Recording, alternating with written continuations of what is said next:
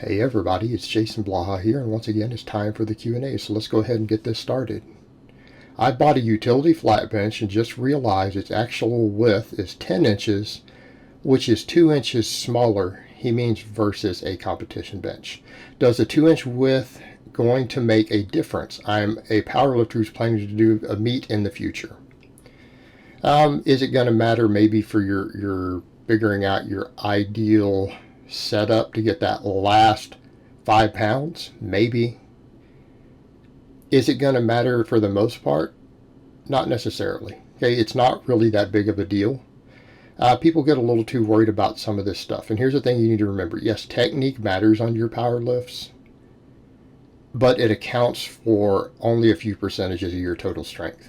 Okay, and I want to make that clear. Learning how to bench press correctly and optimally might give you 5% more on your max versus just getting reasonably tight with decent form and benching. Okay, you need to be focused on building muscle, building strength, and then learning how to max. Right? The things that I show on here, because look how many different lifts that I do for variations, and then when I hit classic lifts, you see me PR. Okay? Technique and technical mastery like that is a little bit overrated for these low skill lifts. These are really low skill lifts. I'm not saying that there aren't things that you need to learn with them. Right? I'm not saying there aren't things you need to learn, but it doesn't matter that much. And that 2 inches is only going to maybe affect the way that you pull your scapula in. And if anything, the smaller bench is going to make you learn to get even tighter. Okay? And again, it's only 2 inches. It's an inch on each side. It'll probably make you learn how to get slightly tighter. And that's fine. There's nothing wrong with that. The other thing to think about, do you have other options? I mean, no one can get bench. I'm surprised you could get a bench at all. People everywhere are struggling to get workout equipment right now. Settle for what you can get. And then when things settle back down in the world and equipment becomes more available, get something that you like more. Stuff will possibly be cheaper used because everyone's bought everything up. That's the reason there's nothing available. Everyone has bought everything. Okay, they can't manufacture these things fast enough to keep up with demand. But eventually there's going to be a ton of used equipment, because if all the manufacturers are having to crank out extra, hiring people, building more, and it's all selling out, and their warehouses are all being empty, that means it's out there in circulation. It's going to be used, and it's going to be cheaper soon. So get a bench that you like more later. All right, but I wouldn't worry about it. All right, next question. Hi, Jason. My sumo 1 rep max is only 10 kilograms behind my conventional without training it. Do you think I should convert to sumo if I'm thinking about competing, as most lifters in my weight class seem to pull sumo? If it's only 10 kilograms behind without training it, that's not actually good. I mean, are you a 300 kilo deadlifter? Then it might be. Okay, might be. But 10 kilograms is a lot. 10 kilograms is a lot. That's not a small difference. It's not saying, oh, yeah, they're almost the same. That's a lot, dude. So think about that for a moment. Also, if you're decently strong on sumo, it's because you at least have built up the muscles involved in the sumo that don't get used as much on conventional. So the question becomes, should you be training sumo? Yeah, probably. And you need to consider it. Assuming weight class, I'm going to assume you're below average height. Because if you're in a weight class where most of the top guys are pulling sumo, you're probably slightly below average height. Shorter people tend to have a little bit better sumo. Guys who are really tall almost always pull better conventional. And everyone who's near average height or within a couple inches of it, right? Average height in America being around 5'9". So if you're anywhere up between about maybe 5'7" up to about 6 foot, you should definitely learn both and then figure out which one you pull the most with. Because here's the thing to remember. You're 10 kilograms behind. Well, if you start training it, you probably should be training both. You still might end up being stronger on the conventional, because as you get stronger on the sumo, you're like, oh, my sumo's going up, or whatever you're doing, and you're training it and you're building the different muscles, it's going to carry over to the conventional. You may still end up being 5 or 10 kilos stronger on the conventional. So here's a question I would ask you. When you get to that point, do you say, well, since all the other guys are pulling sumo, I'm going to pull sumo and take 5 kilos less for it. Well, no, you wouldn't do that. You're going to pull whichever you're strongest at.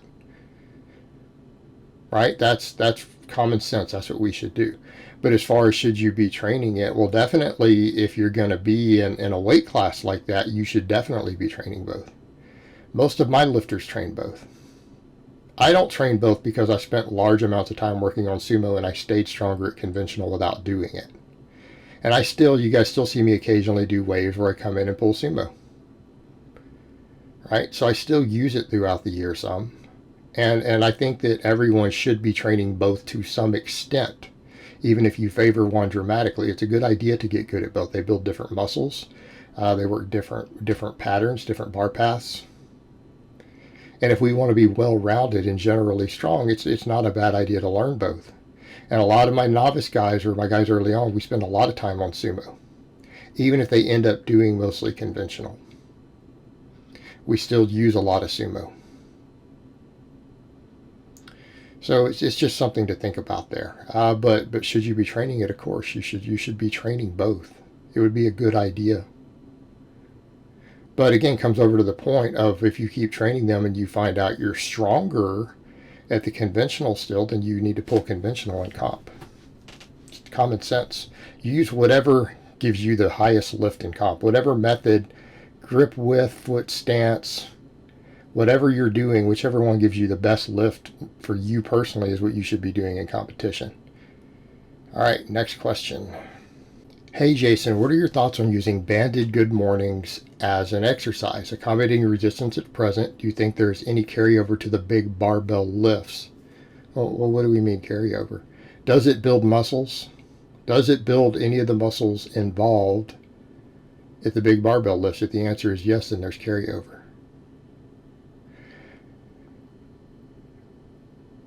So here's the thing to discuss with that. Why would accommodating resistance not carry over? In other words, deadlifting with chains all the time, when you pull conventional, if you've built the muscle and strength, your deadlift goes up. Okay?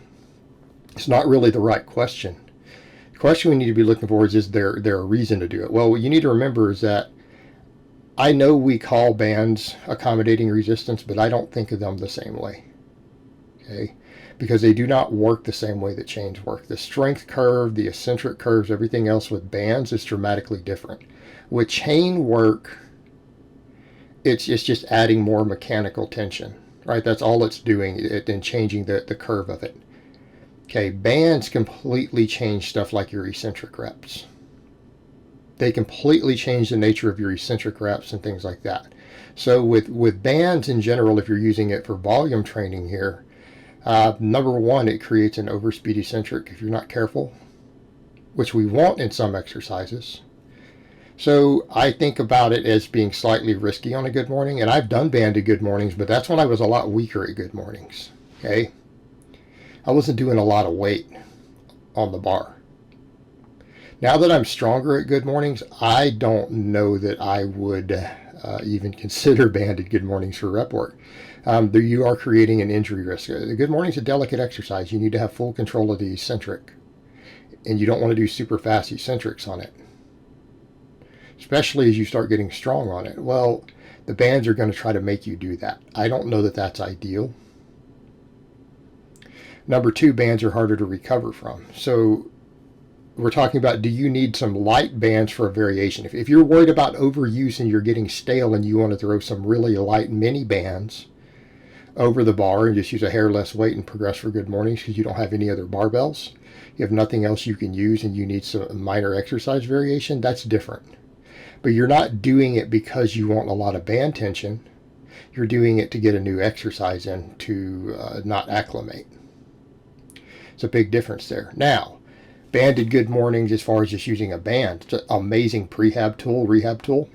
I have one of my guys do it who has a herniated disc in his low back. He's had it for many years.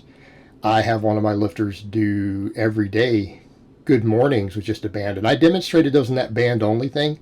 If you guys recall, I made a video back during when the lockdowns were starting of how to train at home with bands only. I gave a demonstration of that in the video.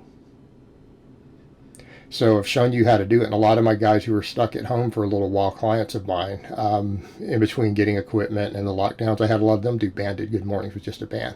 That's a viable prehab exercise, but it's not really the same thing, is it? You're talking about putting them over the barbell, I assume. All right, guys, well, that's really all I have to say on that today. I hope it's been informative, and I will talk to you guys next time.